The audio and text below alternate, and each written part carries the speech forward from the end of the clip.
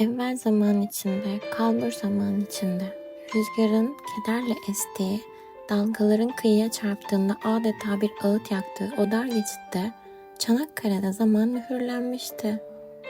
O günlerde toprak bildiğimiz kahverengi değil, vatan evlatlarının al kanıyla boyanmış bir gelincik tarlası gibiydi. Gökyüzü dumanla kaplıydı. Güneş bile utancından bulutların arkasına saklanmıştı. Toprak barut kokusu, ter ve gözyaşlarıyla yoğrulmuştu. Ama o dumanın içinden bir çift göz parlıyordu. Çelik mavisi, kararlı ve ufku gören bir çift göz. Bu Mustafa Kemal'in gözleriydi. O bakışlar karanlığın içinden doğacak olan hürriyet güneşinin ilk hüzmesi gibiydi. Arıburnu'nun sarp yamaçlarında, Conk Bayırı'nın puslu tepelerinde bir adam duruyordu. Sırtında pelerini rüzgarda savrulurken elinde dürbünüyle denize bakıyordu. Mustafa Kemal sadece bir komutan değil, o an binlerce yıllık Türk tarihinin atan kalbiydi. Düşman gemileri devasa gölgeleriyle boğazı yarmaya çalışırken deniz sanki o metal devlere yol vermemek için kabarıyor, dalgalar gemilerin gövdesine birer tokat gibi iniyordu. O fısıldadı. Geldikleri gibi giderler. Bu bir temenni değil, bir hakikatti. Çünkü o, karşısındaki devasa çelik yığınlarına değil, arkasındaki ayakkabısı yırtık, mermisi bitmiş ama imanı tam olan Mehmetçiğe güveniyordu. Deniz, o Mart gecesinde hırçındı ama bir o kadar da suskundu. Karanlık limanın sularında hayalet gibi süzülen bir gemi vardı. Nusret Mayın gemisi. Kaptan Tophaneli Hakkı Bey ve mürettebatı yürekleri ağızlarında motorun sesini dalgaların gürültüsünde gizleyerek ilerliyorlardı. Zifiri karanlıkta düşman projektörleri denizi bir bıçak gibi tararken Nusret o son 26 mayını denizin bağrına birer inci gibi dizdi. Her bir mayın suya düştüğünde gökyüzüne sessiz bir dua yükseliyordu. O küçük gemi devasa donanmaların kaderini o gece değiştirdi. Eğer o gemi o gece o gizli görevi başarmasaydı boğazın kapıları çelik devlere açılacaktı. Ama Nusret denizin altındaki gizli kahramanımız oldu. Sessizce geldi, görevini yaptı ve tarihin akışını değiştiren o görünmez engeli düşmanın yoluna serdi. Savaş sadece siperlerde değil, Anadolu'nun tozlu yollarında da yaşanıyordu. Masalımızın bu kısmında saçları ak, yürekleri pak kadınlar vardı. Elif analar, Hatice bacılar. Sırtlarında sadece mermi değil, bir milletin geleceğini taşıyorlardı.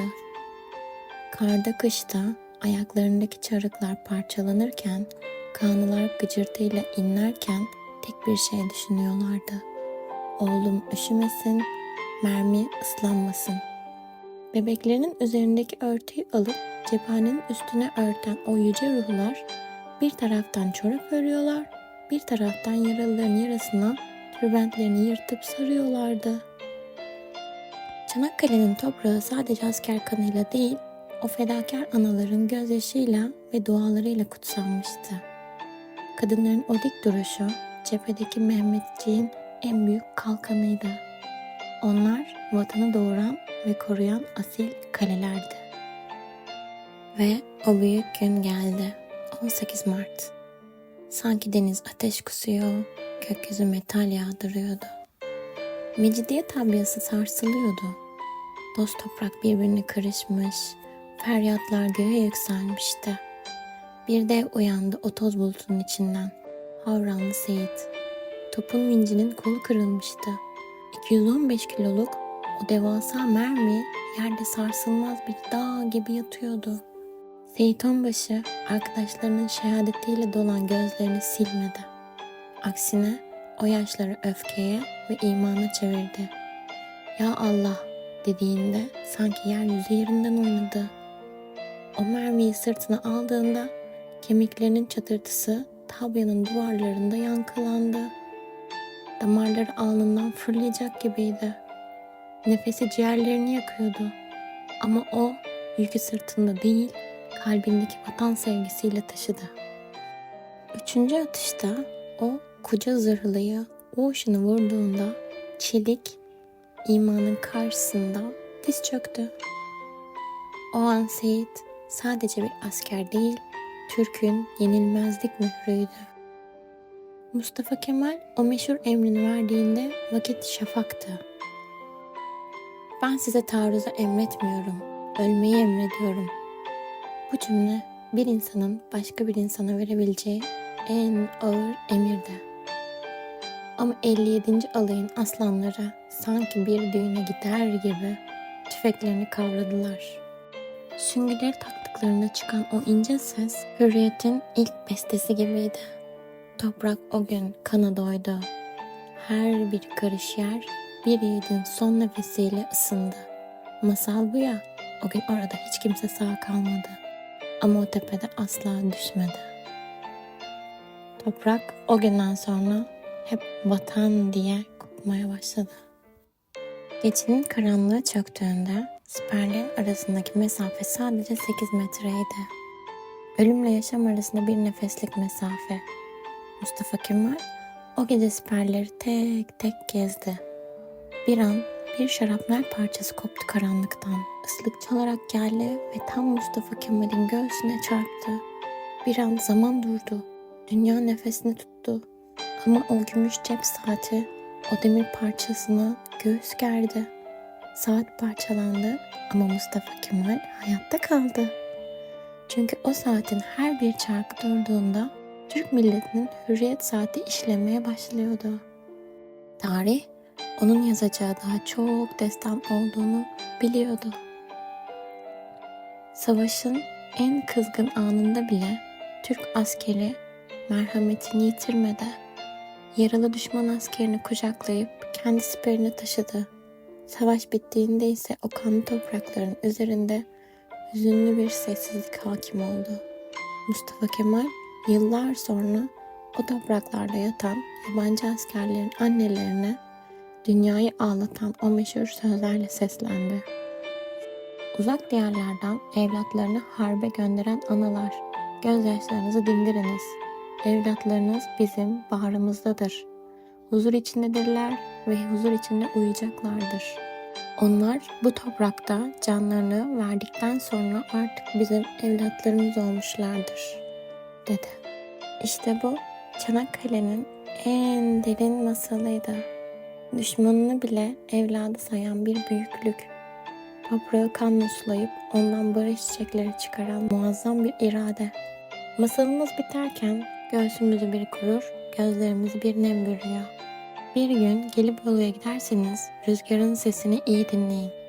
O rüzgar Mustafa Kemal'in kararlı sesini taşır. O toprağın altındaki her bir Mehmetçik biz buradayız gitmedik diye bağırır. Bizler Nusret'in gizli gücünden, Seyit Onbaşı'nın devleşen bileğinden, 57. alayın ölüme meydan okuyan cesaretinden, mermi taşıyan anaların duasından ve Mustafa Kemal Atatürk'ün dehasından doğduk. Çanakkale bitti denilen bir milletin küllerinden değil, asil kanından ve sarsılmaz imanından yeniden doğduğu, dünyaya parmak ısırttığı bir yerdir. Dünya bilsin ki bu topraklarda ezan dinmeyecek, bu şanlı albayrak asla inmeyecek. Çünkü biz Çanakkale'de ölümü bile korkutanların torunlarıyız. Biz Türk'üz, tarihin akışını değiştiren, hürriyeti karakteri sayan bir milletiz. Ne mutlu Türk'üm diyene. Kıymetli dinleyicilerim, biz bugün Çanakkale'nin o devasa, o sığmaz destanını dilden dile aktarılan bir masal gibi kendi penceremizden anlatmaya çalıştık. Ama biliyoruz ki ne kelimeler ne o günkü barut kokusunu anlatmaya yeter, ne de cümleler o yiğitlerin kahramanlığını taşımaya muktedardır. Eğer anlatırken bir eksiğimiz olduysa, o koca ruhun karşısında bir kelimemiz eksik kaldıysa affola. Bizimkisi sadece o şanlı mirası unutmamak ve unutturmamak için kalpten gelen küçük bir fısıltıydı. Onlar canlarıyla bir vatan yazdılar, biz ise sadece dillerimizle o destanı anmaya çalıştık. Ruhları şad, mekanları cennet, bizlere bıraktıkları emanet ebedi olsun. 18 Mart Çanakkale zaferimiz kutlu olsun.